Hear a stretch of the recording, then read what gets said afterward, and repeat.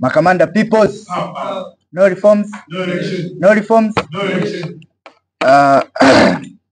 Kwa majina naitwa Charles Peter, ni katibu wa tawi la Chaso Chuo Kikuu cha Dar es Salaam. Na hapa ni mtiania wa nafasi ya mjumbe wa kamati tendaji ya mtandao wa wanafunzi Chaso katika mkoa wetu wa Dar es Salaam. Na bila kupoteza wakati nitaenda kutoa sera zangu ambazo zimenisukuma kuweza kugombea nafasi hii. Kwanza kabisa, sisi kama wajumbe wa kamati tendaji tunayo wajibu mkubwa sana wa kushirikiana pamoja na sekretarieti nzima ya uongozi wa Chaso mkoa wa Dar es Salaam, lakini pia katika vyuo vyote ambavyo vipo katika mkoa huu. Kwa hiyo tutakuwa na tutahakikisha kwamba tunatimiza yale malengo na zile kazi ambazo zitatakiwa tuzitimize sisi kama wajumbe wa kamati tendaji. Lakini pia mimi kama mgombea wa nafasi hii nitajitahidi kuongeza ushawishi na ushirikiano baina ya matawi mbalimbali ya Chaso katika mkoa wetu wa Dar es Salaam. Na hivyo basi kwa ufupi sana ningependa kuwaomba nyinyi wapiga kura wote ambao mko mahali hapa muweze kupitisha kura ya ndio kwa jina langu kama mjumbe wa kamati tendaji. Asante. Rudia tena majina yako. Kwa majina naitwa Charles Peter, mwanafunzi Chuo Kikuu cha Dar es Salaam. Haya, asante. Uenezi wa Chaso mkoa wa Dar es Salaam. Hii nafasi ina mgombea mmoja ambaye anaitwa Baraka Mabagala. Huyu atapigwa kura za ndio na hapana kwa sababu yuko peke yake. Kwa hiyo nimkaribishe kwa ajili ya kuomba kura.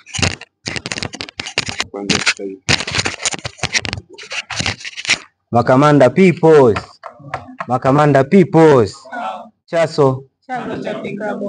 Langu jina Baraka Fikiri Mwana Mabagala, mwanafunzi Chuo cha Taifa cha Usafirishaji mwaka wa pili. Kutambua uwepo wa ndugu mwenyekiti wa Tume Huru ya Uchaguzi, katibu pamoja na wajumbe wa kamati ya uchaguzi, itifaki imezingatiwa. Ndugu wajumbe, tunapaswa kutambua ya kwamba ili kupata jamii iliyo bora ni lazima tuweze kupata taarifa pamoja na habari iliyo sahihi kwa muda sahihi kulingana na tukio husika. Hivyo basi, kupitia kura yako ya ndio hii siku ya leo uniwezesha mimi nitahakikisha wanachama wote wa Chaso mkoa wa Dar es Salaam nikishirikiana na uongozi wa kila tawi tutapata taarifa muafaka katika muda muafaka kulingana na tukio husika ili kuweza kufanikisha kazi yetu iweze kusonga mbele. Lakini pia nitahakikisha tutafanya magurupu kwa wanachaso wote mkoa wa Dar es Salaam ili kuweza kuimarisha nyenzo ya utoaji taarifa katika maeneo yetu husika, hasa katika magrupu yetu ya WhatsApp ili kuweza kupata taarifa zilizo sahihi kwa wakati sahihi. Naomba niishia hapo, nikuombe kura yako ya ndio ili kuwezesha haya yote. Asanteni. Basi tutaelekea kwenye nafasi ya ukatibu. Nafasi ya ukatibu wa Chaso mkoa wa Dar es Salaam, wagombea wako wawili. Yupo Kamanda Benjamin Swila, Kamanda Janet Kitiale. Kwa hiyo basi niwakaribishe wagombea wetu wawili. Then tutaanza na kaka Benjamin Swila kwa ajili ya kuomba kura. Dakika zako zinaanza kusogea. Makamanda peoples. No reforms. No election. Kwa jina naitwa Benjamin Bahati Swila, mwanafunzi wa Chuo cha Ustawi wa Jamii. Nimesimama hapa kuomba kura zenu kama katibu wa Chaso mkoa wa Dar es Salaam. Nafasi ya ukatibu si madaraka bali ni huduma ya uwakilishi na nitaitumikia vyema. Mkinichagua kuwa katibu wa Chaso mkoa wa Dar es Salaam, nitahakikisha kuwa najenga daraja kati ya vyuo vyote vya Dar es Salaam. Pia nitahakikisha kuwa kushirikiana na uongozi na viongozi watakao waliopita ambao watashinda leo, kuhakikisha kuwa Chaso inakuwa ni mtandao wa taifa zima la Tanzania, usikomee tu kwa mkoa wa Dar es Salaam, ikawepo Chaso taifa. Pia nitasimamia mawasiliano kwa ufanisi kwa mkoa na vyuo vya Dar es Salaam. Pia nitahakikisha kuwa naisimamia Chaso, taarifa zote na vikao vyote vya Chaso, ili kila mjumbe, kila mwanachama wa Chaso aweze kupata taarifa kwa ufasaha. Kwa haraka nimalizie, Naomba kura. mkinichagua kama katibu wa Chaso mkoa wa Dar es Salaam, nitasimamia kazi hii kwa ufanisi. Kwa hiyo naomba kura zenu kwa unyenyekevu, nitaenda kusimamia kwa haki na usawa. Asanteni. Asante. Kwa majina naitwa Janet Katiale, natokea Chuo cha Taifa cha Usafirishaji NIT. Niko hapa mbele yenu kama mgombea katika nafasi ya ukatibu. Ninaomba kura zenu, na endapo mkinichagua, kwa ufupi sana, nitahakikisha kwanza nitahamasisha vijana wengi hasa mabinti nitahakikisha vijana wengi hasa mabinti wanajiunga na Chaso kwa kutoa elimu na kuhakikisha kuwa Chaso ni sehemu salama. Pia nitaongeza ushiriki wa Chaso katika mijadala ya kitaifa kuhusu masuala yanayohusu wanafunzi na vijana kwa ujumla, kama ambavyo ameongea hapa kiongozi aliyopita kwamba wanachuo kuwa wanakumbwa na matatizo mbalimbali. Kwa hiyo nitahakikisha kwa namna moja au nyingine vijana sisi wa Chaso tunawasemea au tunasemea matatizo ya watu wengine. Pia nitaweka mikakati madhubuti ya kusimamia na kuongoza rasilimali za Chaso. Nikiwa kama mratibu, endapo kama nitachaguliwa kuwa kama mratibu, nitahakikisha basi kutakuwa na vyanzo, nitaunda maybe program mbalimbali ambazo zitasaidia kuongeza kipato cha kikundi chetu na kutoa taarifa rasmi ya mapato na matumizi na namna kila kitu kinavyoendelea. Kwa kusema hayo na kwa ufupi sana, ninaomba kura zenu. Asante. Waheshimiwa wajumbe, naamini wote tumewasikiliza kuanzia tulianza nafasi ya ujumbe mpaka ukatibu tulipofikia, na kama utakuwa na swali lolote unaweza ukaliandika, na baada ya kumaliza utaliuliza. Utalipoint direct kama ni kwa mjumbe au kwa mwenezi au kwa mgombea wa nafasi ya ukatibu. Kwa hiyo tuandae maswali kwa hao. Sasa tutaelekea kwenye nafasi ya wenyekiti au ratibu wa Chaso mkoa wa Dar es Salaam. Tunao wagombea watatu. Tuna mgombea wa kwanza Kamanda Agnes Okech, mgombea wa pili Kamanda Martin Samson, mgombea wa tatu Kamanda Mfaume Ngulo. Kwa hiyo nitawakaribisha hapa mbele, then tutaanza na kaka Agnes Okech. Kwa hiyo karibuni sana wagombea nafasi ya wenyekiti au ratibu wa Chaso mkoa wa Dar es Salaam. Naomba tusogee mbele.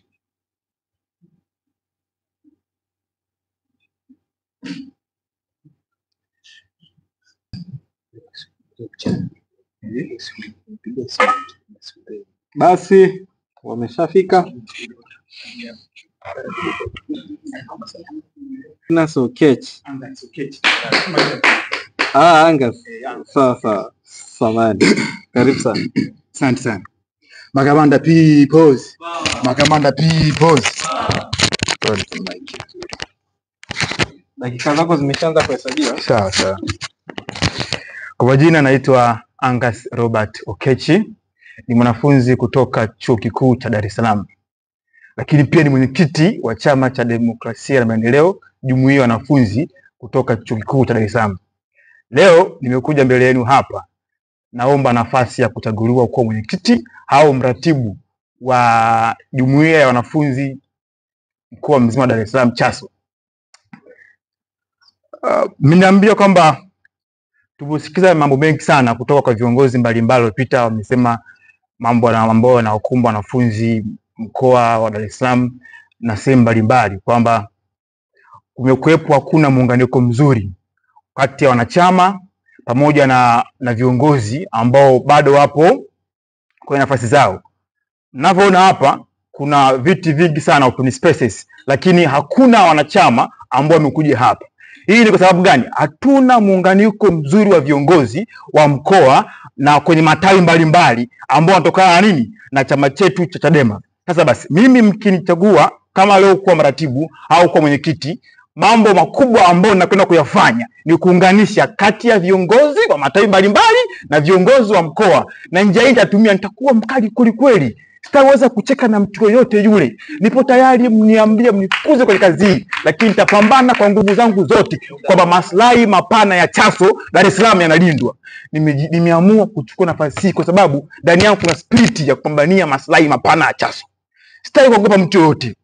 Jambo la pili, ninakwenda kuiboresha na kuifanya picha nzuri ya Chaso inakuwa ni picha mojawapo kama mfano, kama jukwaa la kuweza kupambania maslahi ya wanafunzi, maslahi ya vijana na maslahi ya Watanzania wote, bila kujali rika yako, bila kujali elimu yako, bila kujali dini yako au kabila lako. Muda umeisha, omba kura. Naomba kura yenu. Kidogo mdako. Basi sekunde 30. Sekunde 30. Nimezungumza kidogo sana, lakini nashangaa kwa nini sisi wenye kitu tumepatia dakika kama za wajumbe wengine. Tungependa kidogo tuongelea walau dakika moja. Kama inawezekana. Sawa, napiga maneno. Ninakwenda kuzungumza mambo makubwa mengine mawili. La kwanza nitaenda kubadilisha Chaso ya sasa kwa kuifanya Chaso kujitegemea, kuwa independent organ. Nataka niitoe Chaso mikononi mwa Bavicha. Nataka nipeleke Chaso kwa wanachaso wenyewe. Hauwezi ukawa na Chaso ambayo inakuwa inaongozwa na vijana wa Bavicha. Leo namuona hapa, huyu ni kiongozi wa Bavicha, huyu mwingine ni kiongozi wa Bavicha, lakini hebu jiulize kwa makini, hawa wote wana mchango gani? Ushakuona kwenye chuo chako? Hujaona kwenye chuo chako? Sasa kama ukifanya hivyo, naomba unipe kura yako. Hawa waenda kuondoka tena Chaso. Chaso inakuwa taasisi ambayo inakwenda kutegemea. Chaso inakwenda kusimamia maslahi ya wanafunzi ndani ya mkoa wa Dar es Salaam. Yangu ni hayo tu. Okay, sawa. Muandike maswali. Mfaume Ngulo. Asante sana makamanda. Pause. Nitaskip kuzungumza wasifu wangu, niende moja kwa moja kwa sababu ya muda. Kwa jina naitwa Mfaume Ngulo, nagombea nafasi ya mwenyekiti wa Chaso mkoa wa Dar es Salaam, na niseme wazi kwamba kwa nini unichague? Sababu naamini kama baadhi hajaonana, lakini baadhi tunafahamiana. Unichague kwa mambo manne. Nitaanza kwa ufupi kisha nitafafanua. Jambo la kwanza, kama nitapata nafasi ya kuwa mwenyekiti wa Chaso, nitaanza na kandidata. Lazima tu tuna taarifa ya wanachama wote ndani ya mkoa wa Dar es Salaam, ambao hata ukitoka miaka mmoja miwili mbele baki tuendelee kutambua. Lakini jambo la pili, nataka Chaso ambayo ambayo yenye uwezo wa kujiendesha yenyewe. Tafsiri yake iwe na mapato, iwe na mfuko pasipo kutegemea wadau. Jambo la tatu, nataka tukaikomboe elimu yetu. Nitasema kwa nini tuikomboe elimu yetu. Lakini jambo la nne, kipaumbele cha wanafunzi.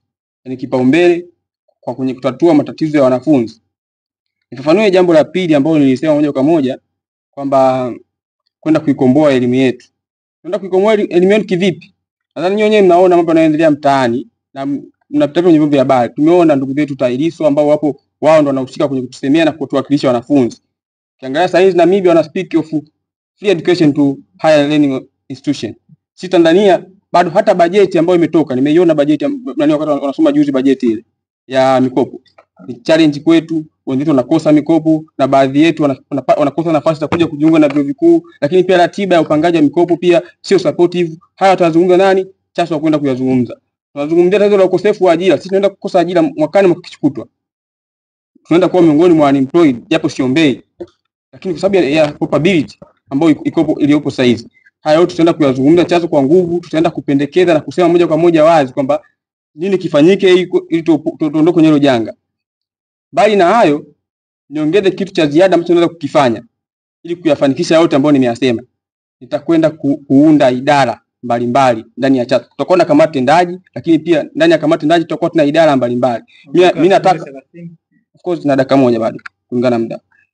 Na nataka kwenye kila chuo, angalau sio kila chuo, tunaamini tunafanya mbalimbali. Tuna masuala ya uchumi. Nategemea watu mzuri kutoka wanaosoma uchumi pale. Tutakuwa tuna idara ya uchumi ndani ya Chaso. Wao watakuwa wa kwanza kipaumbele kufafanua masuala ya kiuchumi ndani ya nchi. Tutakuwa tuna Kampala pale tuna watu wanasoma masuala ya udaktari, masuala ya afya, idara ya afya. CHASO tunataka jikamilishe kwenye kila idara. Hatutaki tuendelee kufafanuliwa. Yaani tunasikia tunataka kununua umeme Ethiopia, tusubiri wataalamu watoke nje waje tufafanulie wakati tuna watu wanasoma electricity. Nataka CHASO ndio jikamilisha, nataka CHASO yenye idara zote. Na haya yatawezekana kwa sababu nimesema tutakuwa tunataka CHASO yenye kujiendesha yenyewe, yenye mapato yake yenyewe. Mapato yake yanapatikana wapi nitasema, kwa sababu najua mtaniuliza swali juu nataka kutoa mapato. Asante. Asante sana. Basi nimkaribishe mgombea wa tatu, anaitwa kaka Martin Samson. Karibu sana, dakika zako zimeanza kuhesabiwa. Makamanda P-Pose. P-Pose.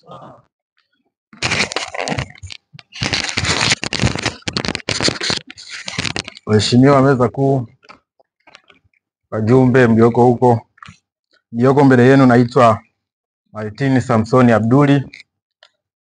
Nimekuja mbele yenu kuomba ridhaa yenu kunifanya kuwa mratibu wa CHASO mkoa wa Dar es Salaam. Nimeiomba nafasi hii nikiwa naumia moyoni kwa sababu CHASO tulionayo sasa haina sauti, kwa sababu sio platform inayoonekana. Kipaumbele changu cha kwanza ni kuifanya CHASO kuwa platform inayoonekana. Hatuwezi tukawa na idara wakati tukisema hatuonekane. Tutafanyaje? Kwa kushirikiana na walezi wetu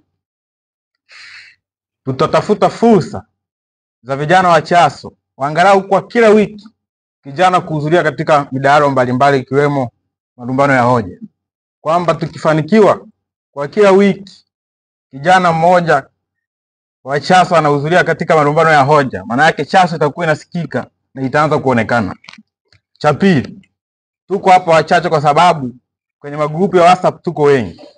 Tutaenda kuanzisha na kusajili upya wanachama wa CHASO, kwamba tujue kama ni IT tuna watu 10, tunajua hapo 10.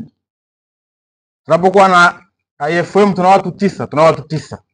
Ili tunapokuwa tunaongeza wanachama tunajua tu tumeongeza wanachama kadhaa, na tunapojiorganize kuanzisha sasa mfumo wa CHASO kujiendesha yenyewe tunajua idadi yetu kamili ni idadi gani. Cha tatu ni kuunganisha matawi.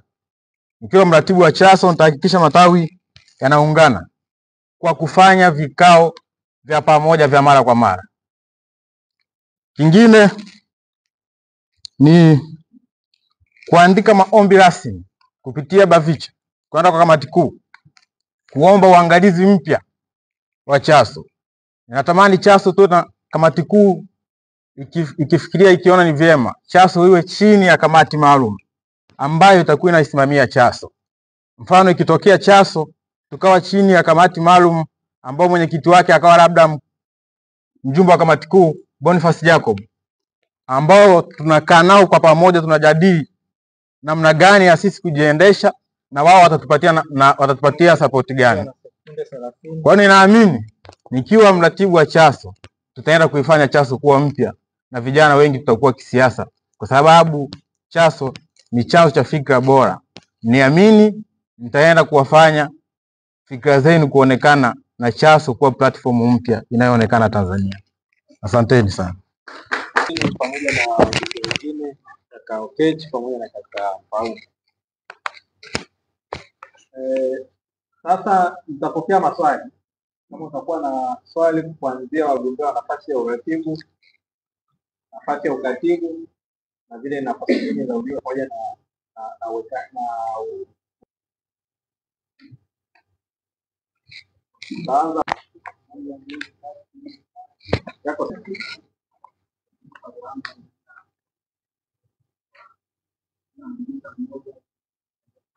yani yote tu utakavuna, lakini ni vizuri tukauliza maswali mawili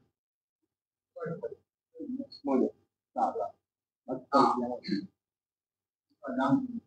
Kwa nani?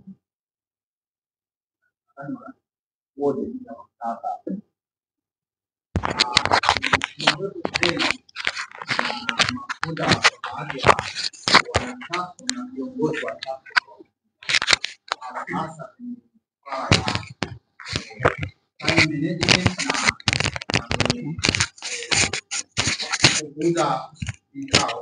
Kwa mfano, nimekuwepo vikao mbalimbali vikiendeshwa kwa njia ya WhatsApp. Naambiwa saa 2 kamili tutakuwa na kikao, lakini ukijoin kule watu nao wakuta ni wawili ni watatu, na ukiangalia ni hata viongozi hawajajoin, hawapo. Haya, ndiye nani leo tulitakiwa tuanze saa ngapi, lakini hata wagombea hawajafika muda huu. Sasa nataka niambie strategy gani mtatumia kwa ajili ya kuhakikisha kwamba tunakuwa na time management nzuri na zile days ambazo kifanya kitu kiamua kitu kwamba hiki tunaenda muda fulani, muda huu ni strategy gani? Nashukuru sana kamanda. Swali la pili pale. Usielezee sana, nenda moja kwa moja kwenye fani. Commander Peoples. Commander Peoples. Swali langu linaenda moja kwa moja kwa wagombea wakuu wa mbele. Ndio. Na hisi wanaweza kujibu wote. Nilikuwa nataka kujua kwamba wametuahidi mambo mengi sana. Sasa nilikuwa nataka kujua sasa hivi pana mwamko mdogo sana wa kisiasa kwa vijana hasa wa chuo. Wana mwamko mdogo mno sana. Sasa nataka kujua ni mbinu gani mpya ambazo wamekuja nazo tofauti na viongozi hao ambao wana retire sasa hivi. Mbinu gani mpya ambazo wanaenda kuleta mwamko na wafanye Chadema hiyo ya moto kama kipindi kile cha nyuma. Nashukuru sana. Swali la Asante Peoples. Mimi kidogo hapa kabla sijauliza ningechangia kidogo, kwa sababu hii nafasi ya mwenyekiti na hisi nafasi kubwa. Kwa kusema kwamba swali moja kwangu nitakuwa bado sijaridhika. Na maswali kama matatu. Swali la kwanza linasema kwamba ni njia zipi utakazotumia sasa mgombea alikuwa namba 2 upande wa uratibu. Ni njia zipi kuu tatu? Mfaume. Koti jeusi pale. Yule aliyevaa koti. Swali linasema kwamba ni njia zipi kuu tatu utakazotumia kukiimarisha chama kuwa imara katika kipindi hichi kigumu. Swali langu la pili linaenda kwa kakangu Okechi pale. Nasema kwamba ni kwa namna gani unaenda kuongeza idadi ya wanachama kimkoa, ingali wewe kama mwenyekiti katika tawi lako idadi yako bado haijaridhisha. La mwisho hili ni kwa wote. Nasema kwamba ni kwa namna gani mnakwenda kuisimamia kauli ya chama ya no reform no election endapo mtapata hizi nafasi. Asanteni. Asante. Nashukuru sana kwa kupata nafasi ya kuuliza swali. Naomba niulize swali kwa mgombea namba 2 pia, Mr. Mfaume.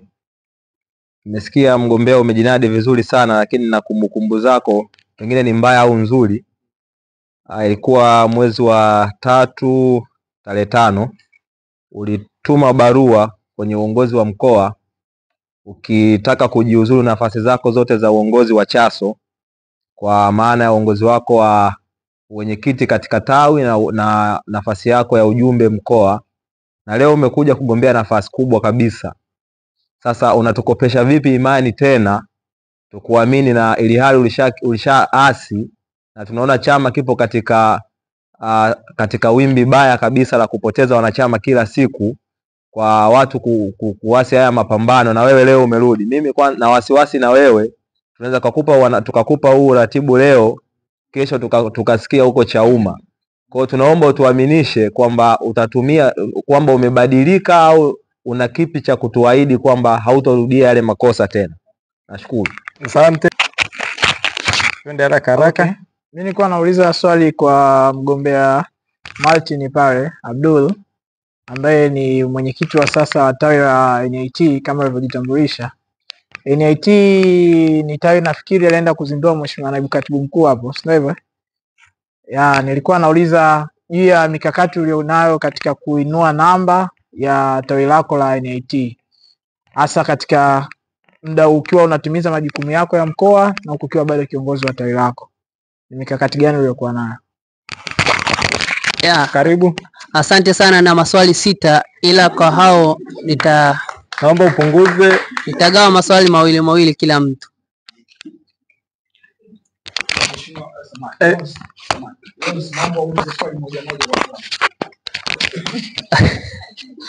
Asante sana katibu. Swali la kwanza nitamuuliza Okechi. Swali la pili nitamuuliza wa katikati anaitwa Martin. Nenda direct kwenye maswali. Swali la kwanza ni maswali yanayohusu maadili na dira ya uongozi. Ni nini kinachokuchochea kugombea nafasi hii ya uongozi? Unaamini uongozi ni nini? Na kiongozi bora anatakiwa awe na sifa zipi? Unakabiliana vipi na changamoto ya rushwa na upendeleo? Hiyo itaenda kwa Okechi. Maswali matatu kwa wakati mmoja. Swali moja. Asante. Soma swali la pili kwa swali la pili ni maswali yanayohusu na swali la pili ni maswali yanayohusu utekelezaji na uzoefu. Kwa Martin, umewahi kushika nafasi ya uongozi kabla au elezea uzoefu wako. Nini mafanikio gani unaweza kujivunia kutokana na nafasi au awali ulizowahi kushika? Ukichaguliwa utatekeleza vipi miradi na maendeleo ndani ya muda wa uongozi wako? Asante. Nitaenda nafasi swali namba 3. Swali la 3 linahusiana na maswali ya kuhusu ushirikishwaji wa jamii. Kwa nani? Mfaume. Maswali kuhusu ushirikishwaji wa jamii. Ina maana wanafunzi vyuo vikuu. Utahakikisha vipi kwamba wanafunzi wanashirikishwa kikamilifu katika maamuzi ya maendeleo? Utawashirikisha vipi vijana, wanavyuo, wanawake na watu wenye ulemavu katika mipango yako? Asante. Asante. Basi kama nimesahau. Yale ambayo umeandika ndio utayajibu. Utaandika yale ambayo umeandika. Ili tusije tukapoteza muda. Wewe nenda direct kwa yale ambayo uliandika. Kama umesahau swali. Ndugu yangu pale aliyo swali kwamba nitawezaje kuongeza namba wanafunzi na wakati samani kaka Okechi. Kwenye ujibu kama kwa talangu na nina wanachama wachache. Nataka tu nikwambia kwamba nina wanachama wengi sana, zaidi ya 200. UDSM peke yake. Sasa sifikiri kama kuna tai hapa Dar es Salaam ambayo ina wanachama wengi zaidi ya UDSM. Nafikiri nimejibu swali lako vema. Swali la pili alizungumza ndugu yetu Sarwati akasema kwamba maadili, swali refu sana. Maadili, dira na sifa za kiongozi bora ni zipi? Maadili ni leadership ethics kwa Kiingereza fasaha, kwamba maadili ya kiongozi ni yapi? Kwanza kabisa lazima uwe ni mtu ambaye unaweza ukaunganisha watu, kiongozi wa chini na kiongozi wa juu wote wa kitu kimoja. Lakini pia kama kiongozi ukishachaguliwa leo hii ukawa mwenyekiti wa CHASO mkoa mzima wa Dar es Salaam, ukishakuwa kiongozi mkubwa kama huyu, maadili yako makubwa ambayo unatakiwa usimamie ni kwamba wanachama wako wote wanapitia kwenye mtiririko sahihi ambao wewe unatoa mamlaka kwa ajili ya watu wako wa chini, si ndio? La mwisho akazungumza kwamba sifa za kiongozi bora ni yupi? Cha kwanza hawe na msimamo, cha pili awe anazungumza mambo ambayo kwa asilimia kubwa anamaanisha kutoka ndani ya moyo wake. Asiwe anazungumza mambo ambayo huku anazungumza hivi lakini matendo yake hayafanani na maneno yake, si ndio? Sasa mimi kama leo hii mkinipatia nafasi hii ya kuwa mwenyekiti wa CHASO Dar es Salaam, si ndio? Nitakuwa kiongozi wa mfano kweli kweli. Kiongozi wa maneno na kiongozi wa kupiga kazi kweli kweli. Umebakiwa na dakika moja. Namalizia kwamba uchaguzi wa leo, fanya uchaguzi sahihi. Mchague mtu mmoja tu peke yake ambaye ni Angus Robert Okechi, na sio mwingine. Asanteni sana. Kamanda, kwa sababu ya muda nipende kwenda direct kujibu maswali. Swali la kamanda pale kuhusu time management. Time management inatokana na CHASO yenyewe kutokujua wahudhuriaji wa vikao ni wapi na namba sahihi ya vikao ni vipi. Ndio maana tunakuja na mkakati wa kujua tuwe na wanachama ambao wanajulikana, hata kama sipo pia ufuatiliaji unakuwa rahisi kwamba fulani hakuwepo kwenye kikao ni kwa sababu zipi. Kwa hiyo watu hawawi active kwa sababu hawajajiunganisha na Chadema. Wengine ni wanaCHASO lakini hawana namba ya wanachama, hawajajisajili kuwa wanachama wa Chadema. Kwa hiyo cha kwanza ni kusajili, tujue namba sahihi ili tujue yupi ashiriki kamilifu na aweze kufikiwa kujua nini kilichomkuta. Kusimamia no reform no election. No reform no election. Cha kwanza, wanachama inatakiwa atambue kwamba ni njia sahihi na ni maono sahihi kwa wakati sahihi. Mwanafalsafa mmoja aliitwa Aristotle alishawahi kusema elimu sahihi ni kujua kufanya nini kwa wakati sahihi na kwa muda sahihi. Na tutambue kwamba akili ilianza kabla ya elimu. Endapo ukitumia elimu ya leo ya matope ukasahau kutumia akili, utaona no reform no election sio sahihi, kwa sababu ina faida kwetu sisi kuliko hao waliopo leo. Wewe uliye na ndoto ya kuwa kiongozi kesho, hauwezi ukawa kiongozi leo hii kwa sababu ya mfumo uliopo. Kwa hiyo inatakiwa kila mtu atambue yeye kama yeye. Swala la tawi la NIT, naamini wote ni mashahidi. Nilikabidhiwa tawi la NIT, mimi nilijiunga na Chaso kwa kumtafuta kiongozi wa Bavicha. Sikuwahi kuona linki yoyote ya Chaso, sikuwahi kuona kiongozi wa Chaso yoyote amenifikia mimi. Lakini mpaka leo ni mashahidi, wanachama wa Chaso wako hapa 8 kwa sababu ya kazi kubwa niliyoifanya. Mpaka sasa nimeshasimamia uandikishaji wa wanachaso 25 ambao mpaka sasa wamejisajili, wanasubiri tu kupata kadi za wanachama. Nimefanikisha kupata namba ya members 93 ambao wameshajiandikisha, watahudhuria kwenye kongamano. Kwa hiyo niko kamili. Malizia kaka Martin. Basi uzoefu wangu, nafikiri hiyo swali imejibu swala la uzoefu wangu katika uongozi wa Chaso, na naamini Chaso mpya inaenda kupatikana. Mabadiliko bila uoga ni uhuru bila vikwazo. Asante. Karibu. Asante. Naomba niongezee muda kidogo nijibu maswali kwa sababu nilianote ndani zangu wajibu matatu kwa kuweza kuona. Muda nitajibu kulingana na muda nitajibu swali la kwanza na la pili kwa jibu moja kwa sababu yanafanana. Aliyozungumzia kuamsha morali, pia alizungumzia kuongeza idadi ya wanachama na masuala ya time management. Ndugu zangu, kuhusu swala la kuamsha morali, niseme wazi kwamba morali ya chama tumeamshaje kwa kwenda kuanza na agenda za Chaso. Yaani kila kikao ambacho tunaenda kukianzisha lazima kiwe kina agenda thabiti zinazoweza kusimama zenyewe, lakini pia taarifa zitolewe kwa wakati sahihi, zitolewe mapema. Lakini pia natambua kwa watu tunashindwa kusema, tunaona aibu, changamoto za fedha ambazo tunashindwa kufika mahali panapohusika, lakini tushindwe hata kuhudhuria online, kwa online. Kwa hiyo tunataka kusema kama watu wana kiburi, kumbe sio kiburi wakati fulani. Kwa hiyo lazima tuangalie kama uongozi wa Chaso mkoa moja kwa moja tunawezaje au tunafanyaje ili kuhakikisha pia tunaweza kuwasaidia, kuhakikisha tunaweka mazingira kila mtu awe na uwezo wa kufika kwenye nani. Siasa harakati za upande fulani ni mapambano, lakini mapambano haya hayabadilishi hali zetu wala hayabadilishi hali za mfuko yetu. Lazima tukubaliane pia katika hilo. Nitajibu swali la pili. Swali la tatu, njia nitakazotumia kwanza tutaenda kuimplement falsafa mpya ya Chaso, tutaenda kuimplement falsafa mpya ya Chaso kupitia kama tendaji ndani ya mkoa wetu wa Dar es Salaam. Ndani ya hiyo falsafa tutaenda kuanza nayo kwenda kushirikisha umma au kuwashirikisha wanachama. Tukisema kama tunaenda kufanya mchakato wa kusajili wanachama kila tawi kama nilivyoeleza awali, na tukishakuwa na wanachama kila tawi tukiweza kuwasajili vizuri na tutahakikisha kama wanalipa service fee. Lakini pia Chaso lazima iwe na vyanzo vyake. Of course kuna shughuli nyingi ambazo Chaso inaweza kuzifanya ambazo hazili muda wala haziwezi kumharibia mtu kwa nani. Mfano mzuri, swala la usambazaji wa nani wa resources za chama kama vile bendera na sare za chama ni jambo dogo ambalo ukiweka profit margin ya 10% ukavisambaza, hakika sasa unapata mapato, inaweza kujiendesha yenyewe. Nitazungumzia pia swala ushawishi kwa jamii. Tunataka kutengeneza ushawishi kwa jamii. Cha kwanza lazima tukubaliane kwamba ili Chaso iwe na ushawishi, kwa sababu tunaenda kuwashawishi wanachuo, lazima tuguse moja kwa moja ajenda za wanachuo. Na ajenda za wanachuo ni zipi? Ajenda za wanachuo zinajulikana. Kukosa mikopo, changamoto tutazipitia.